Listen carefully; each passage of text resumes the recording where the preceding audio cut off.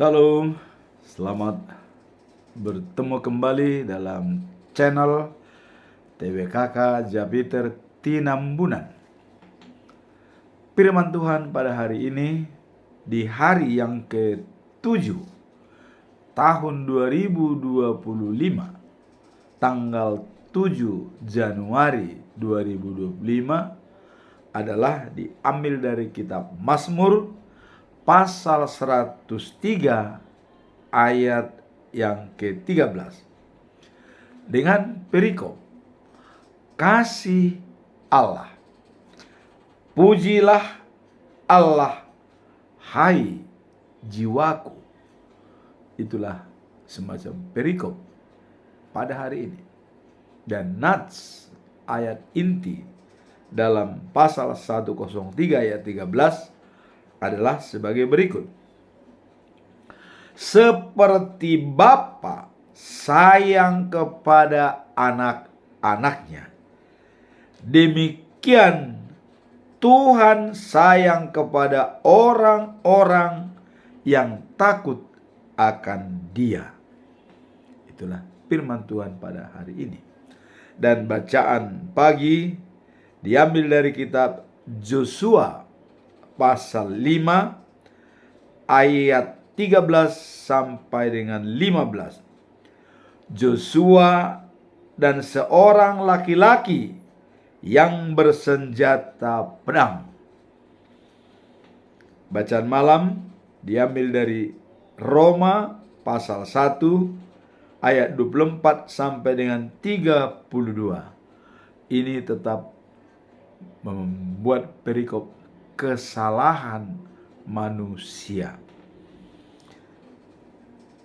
Sekarang kita masuk dalam pedoman kita dalam selama bulan Januari. Tetap kita kumandangkan karena ini merupakan inti daripada ayat selama 1 bulan, di mana sebagai topik adalah kesatuan dalam panggilan. Kemudian pelayanan untuk kemuliaan Tuhan. Dijabarkan dalam 1 Korintus pasal 12 ayat 12. Karena semua seperti tubuh itu satu, dan anggota-anggotanya banyak.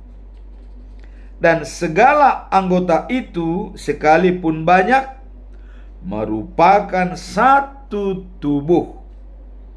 Demikianlah pula Kristus. Di sini ada hubungan antara tubuh manusia dan tubuh Kristus.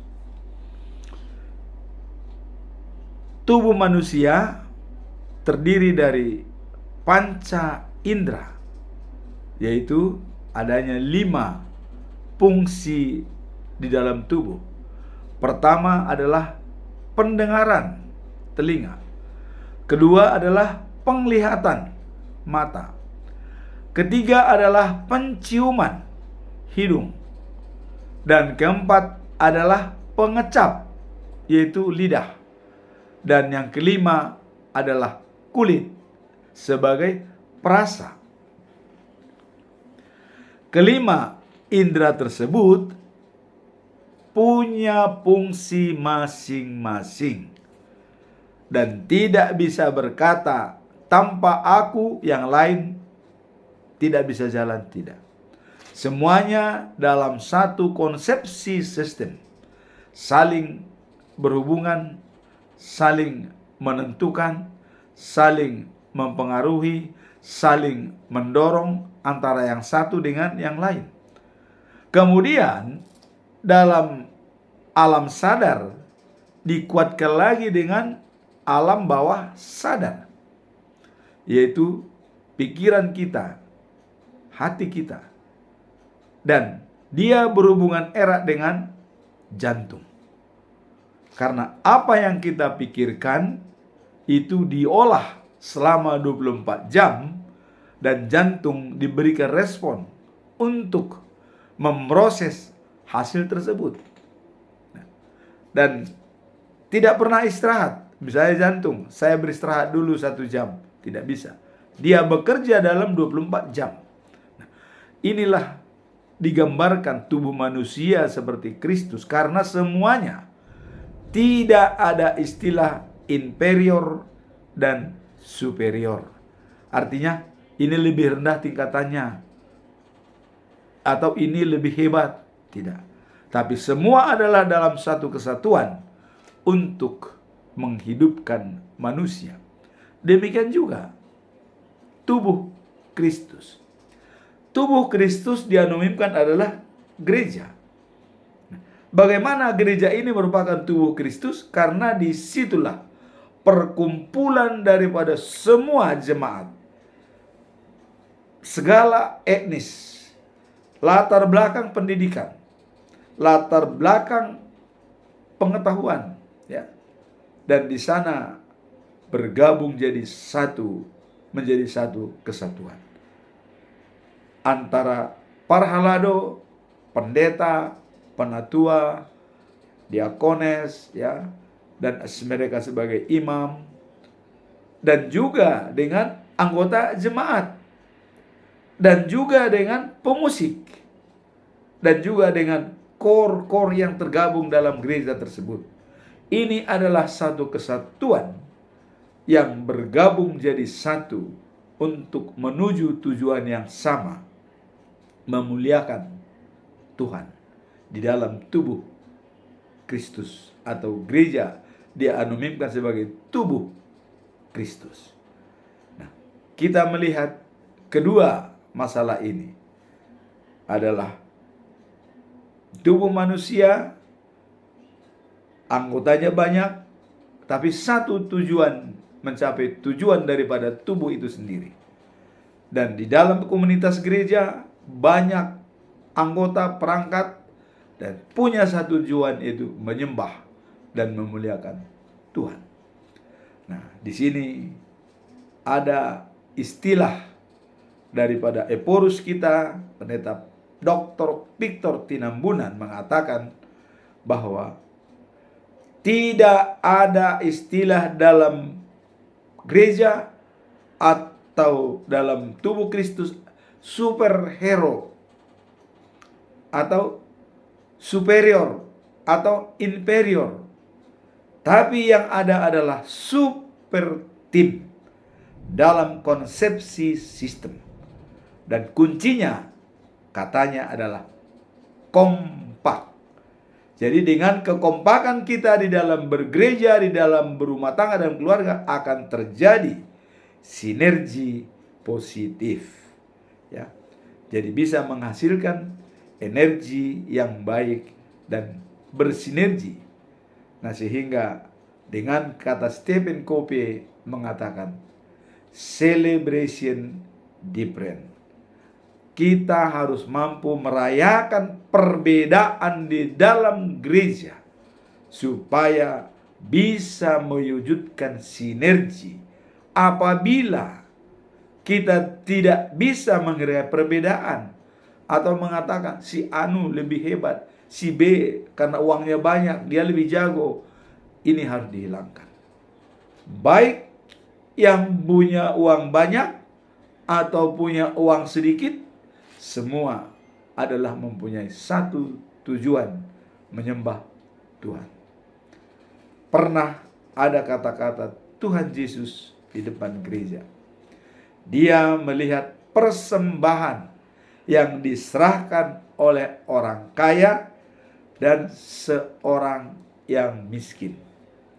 Yesus mengatakan, persembahan orang miskin itu lebih besar dari persembahan orang kaya. Dari segi jumlah, mungkin sampai 100 kali lipat besar daripada persembahan orang kaya. Tapi si miskin hanya 1 rimis, ya, kecil.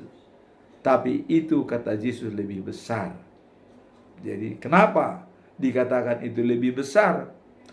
Karena orang yang memberikan banyak itu adalah kelebihan dari uangnya. Namun yang memberikan sedikit ini adalah itulah harta yang dimiliki. Dan apabila itu dia berikan, dia tidak memiliki apa-apa lagi. Itulah maka Yesus mengatakan itu lebih besar. Nah, itulah masalah kesatuan dalam panggilan, ya. Dan dikatakan adalah pelayanan untuk kemuliaan Tuhan.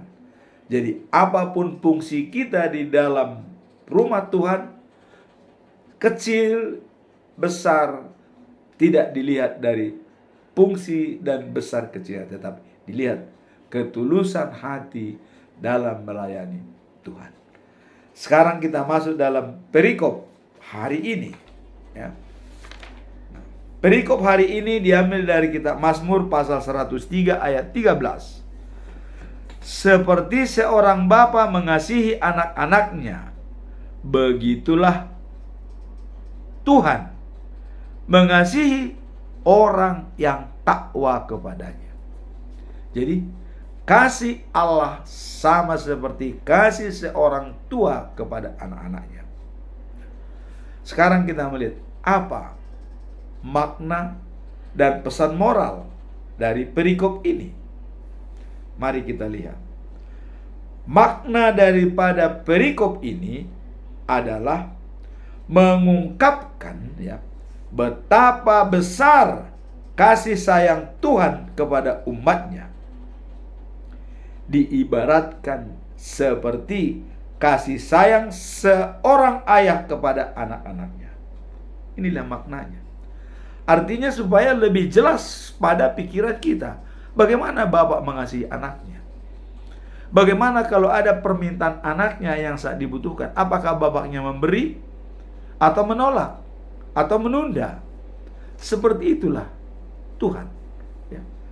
Diminta misalnya yang tidak layak, bapak menganalisa, ini belum layak kepadamu, jangan dulu, tapi nanti setelah kau umur sekian itu boleh. Demikian juga Tuhan. Sehingga banyak mungkin permintaan kita tidak dikabulkan langsung, tapi diberikan kompensasi dalam bentuk lain. Atau hal itu diberikan setelah waktu tertentu. Atau memang sama sekali ditolak oleh Tuhan. Tidak boleh. Demikian juga ayah kepada anak. Tidak semua permintaan anak itu dilayani dengan baik. Ada kalanya ditolak, ada kalanya diberikan bentuk lain, ada kalanya ditunda. Tergantung penilaian daripada orang tua. Demikian jugalah Tuhan kepada kita umatnya. Apakah sudah layak menerima? Tuhan pasti berikan. Belum layak untuk menerimanya? Tuhan bisa menunda dan bisa membatalkan. Maknanya tadi dikatakan mengungkapkan betapa besar kasih sayang Tuhan kepada umatnya, diibaratkan seperti kasih sayang manusia. Ini lebih memudahkan ingatan kita. Inilah makna dalam ayat ini, ya. Jadi kasih Bapa itu dijabarkan, kasih Allah dijabarkan seperti kasih seorang bapa kepada anak. Apa pesan moral dari perikop ini? Tuhan memiliki belas kasihan dan pengertian yang mendalam terhadap kelemahan dan keterbatasan manusia. Jadi Tuhan, ya, memiliki belas kasihan dan pengertian yang mendalam. Apa kelemahan manusia dan apa keterbatasannya. Dia lebih tahu dan mengerti.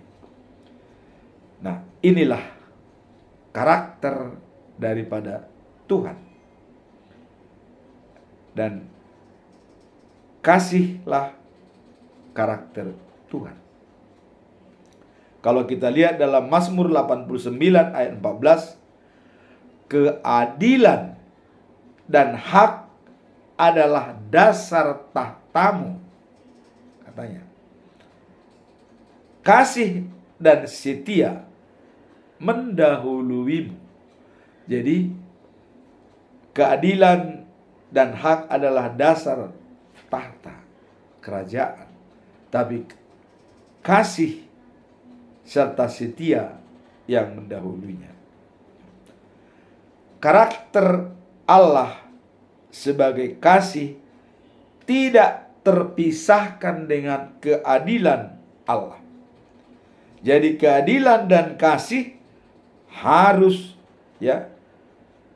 merupakan melengkapi kehidupan kita sehari-hari. Adil dan kasih. Nah, kemudian dalam Yohanes 1 Yohanes pasal 4 ayat 8 dikatakan, Allah itu kasih. Barang siapa tidak mengasihi atau barang siapa tidak memiliki kasih, itu sama dengan tidak mengenal Allah. Jadi jelas, Allah itu kasih. Ada orang yang tidak mengenal kasih, sama dengan tidak mengenal Allah.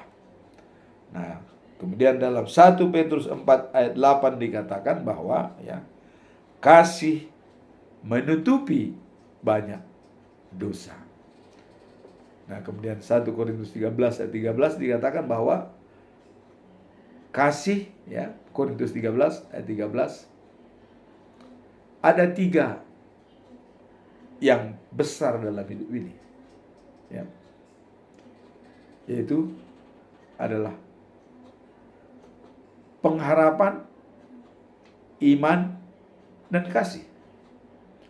Tetapi kasihlah yang lebih besar, karena pengharapan itu ada di dunia, dan iman percaya juga masih ada di dunia. Tetapi kasih di dunia dan akhirat, maka kasih dikatakan lebih besar. Sekarang kita fokus pada perikop hari ini. Apa conclusion atau kesimpulan dari Mazmur 103 ayat 13?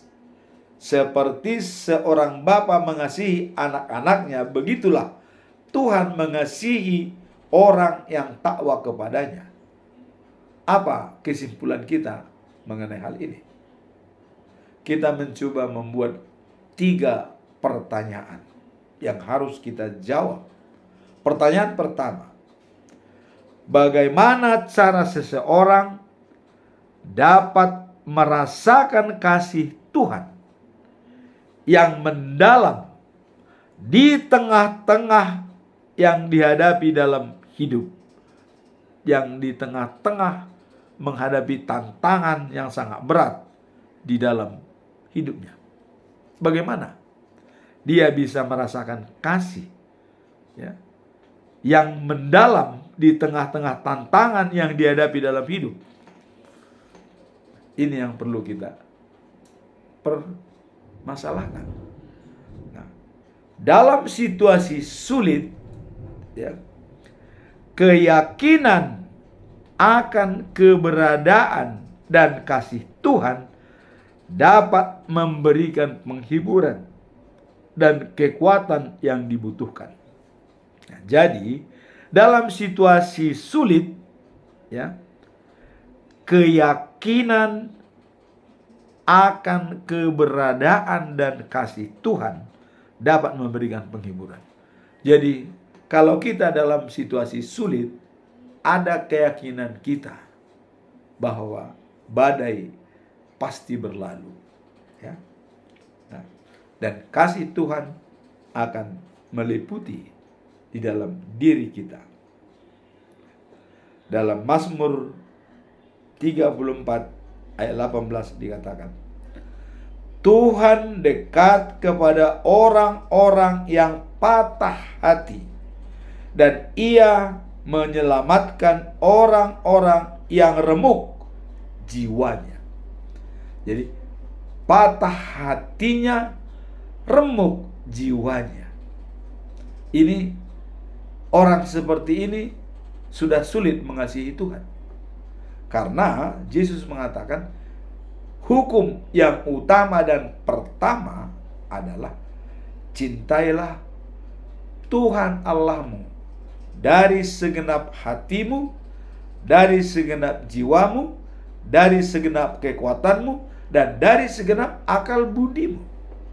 Nah, kalau seandainya hatinya patah, jiwanya remuk, bagaimana dia bisa mengasihi Tuhan? Tidak akan jalan. Maka dalam Mazmur pasal 34 ayat 18 dikatakan, Tuhan dekat kepada orang-orang yang patah hati, dan Ia menyelamatkan orang-orang yang remuk jiwanya. Ternyata solusinya adalah kepada Tuhan. Ya. Patah hati, remuk jiwa, Tuhan dapat menyelamatkan kita dan menyelesaikannya dengan baik. Inilah yang dikatakan dalam Mazmur pasal 34 ayat 18. Tuhan selalu hadir di tengah-tengah kesulitan yang dialami oleh setiap orang Kristen sebagai pengikut Kristus, ya. Nah, Matius 11 ayat 28 dikatakan, datanglah kepadaku, hai kamu yang letih lesu dan berbeban berat, aku akan memberi kelegaan kepadamu. Jawabannya adalah Tuhan menyelesaikan segala persoalan kita. Jadi tadi bagaimana cara dapat merasakan kasih Tuhan yang mendalam di tengah-tengah tantangan?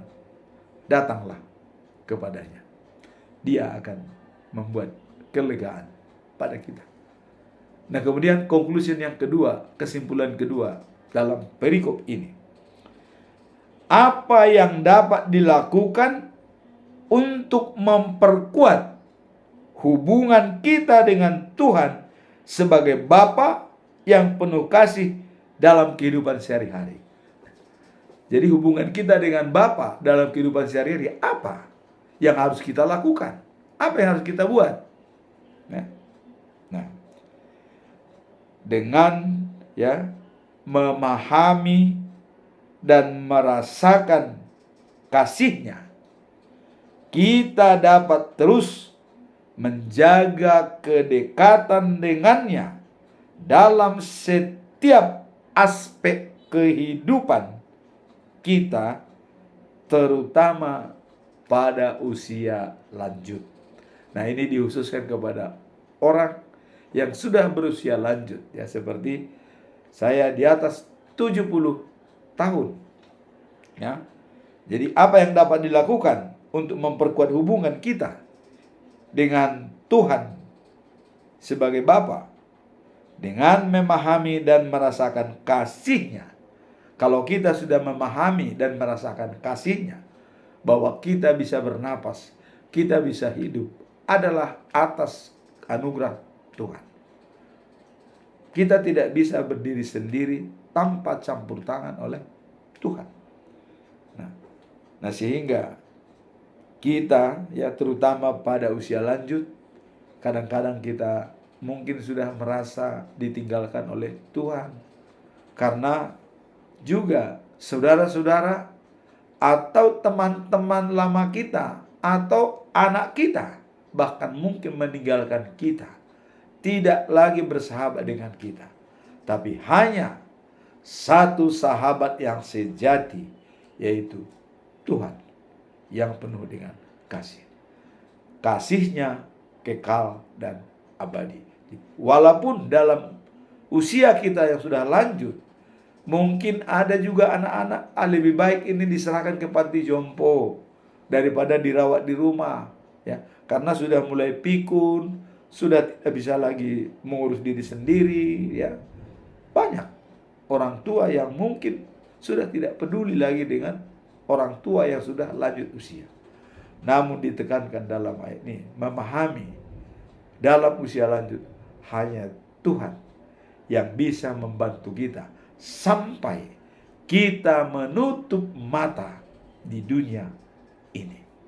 Itulah yang kedua. ya, merasakan kasih Tuhan pada usia lanjut. Nah, kemudian dalam Filipi 4 ayat 6 menguatkan kita. Dikatakan bahwa janganlah hendaknya kamu khawatir tentang sesuatu. Jangan khawatir tentang apapun. Tetapi nyatakanlah dalam setiap hal keinginanmu kepada Allah dalam doa dan permohonan dengan syukur. Nah, jadi inilah modal kita bagi orang-orang tua yang sudah usia lanjut, yang sudah hampir dikucilkan oleh anak-anaknya. Inilah pedoman kita. Jangan khawatir tentang sesuatu, tetapi nyatakanlah dalam setiap hal keinginanmu kepada Allah dalam doa dan permohonan dengan syukur. Kita selalu memperpanjang komunikasi dua arah setiap saat antara Tuhan dengan kita. Itulah yang bisa membawa kita, menghibur kita dalam setiap langkah kita dalam kehidupan sehari-hari. Nah, kemudian dalam konklusi yang ketiga atau kesimpulan yang ketiga, kita melihat ya, mengapa penting untuk mengenali sifat kasih Tuhan dalam konteks imani saat menjalani masa tua dan berbagai tantangan yang mengikutinya. Jadi dalam hal ini ya, mengapa penting untuk ya mengenali sifat dan karakter Tuhan ya, dalam konteks iman pada umur yang sudah tua. Apa? Dan mengapa pentingnya? Dalam iman Kristen, kasih Tuhan merupakan pondasi yang memberi harapan dan kekuatan di tengah kesulitan kita. Jadi, kasih itu merupakan fondasional prinsip dalam diri kita. Karena tadi dikatakan bahwa barang siapa tidak mengasihi, dia tidak mengenal Tuhan. Jadi jangan harap kalau orang yang tidak memiliki kasih itu sama dengan tidak mengenal Tuhan. Itu dikatakan di dalam ya Matius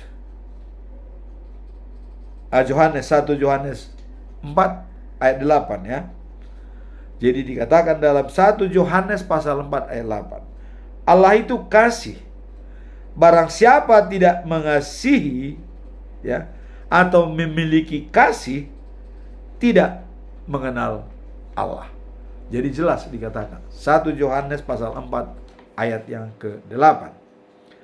Nah, jadi dalam hal iman Kristen, kasih Tuhan merupakan pondasi, artinya landasan yang kokoh bagi kita bahwa Tuhan mengasihi saya. Dengan kasih-Nya saya bisa hidup. Dengan kasih-Nya saya bisa bernapas. Inilah landasan atau pondasi bagi kita dalam kehidupan sehari-hari. Dalam Mazmur 103 ayat 17 dikatakan, tetapi kasih setia Tuhan tetap selama-lamanya atas orang-orang yang takut akan Dia. Jadi bagi orang yang takut akan Dia, ini menjadi kenyataan. Kasih Tuhan itu menjadi kenyataan dalam dirinya. Nah, hal ini membantu kita untuk tidak merasa terasing ya dalam masa-masa yang penuh tantangan. karena kita percaya bahwa Tuhan selalu menyertai dan mendukung kita. Jadi hal ini membantu kita untuk tidak merasa terasing, ya, dalam masa-masa yang penuh tantangan. Karena kita percaya bahwa Tuhan selalu menyertai dan mendukung kita. Dengan mengenali kasih Tuhan, kita dapat memakai beberapa besar perhatiannya terhadap kita, dan bagaimana kasih itu memberikan ketenangan serta pengharapan dalam situasi sulit. Tuhan selalu ada dapat memberikan kekuatan dan harapan untuk menyelesaikan kesulitan kita. Inilah kesimpulan kita dalam perikop Mazmur pasal 103 ayat 13. Kasih Bapa kepada anak-anaknya seperti itulah kasih Allah kepada orang yang takut kepadanya. Dan perlu kita catat dalam perikop ini bahwa 1 Yohanes pasal 4 ayat 8. Kasih itu Allah. Karakter Allah adalah kasih. Barang siapa tidak memiliki kasih, tidak mengenal Allah. Jadi, kalau kita mau mengenal Allah, milikilah kasih. Dan kasih itu sudah disampaikan oleh Yesus bahwa vertikal mengasihi Tuhan Allah dari segenap hati, dari segenap jiwa, dari segenap akal budi, dan dari segenap kekuatan kita. Dan horizontal adalah mengasihi sesama manusia seperti diri kita sendiri. Amin. Tuhan memberkati kita.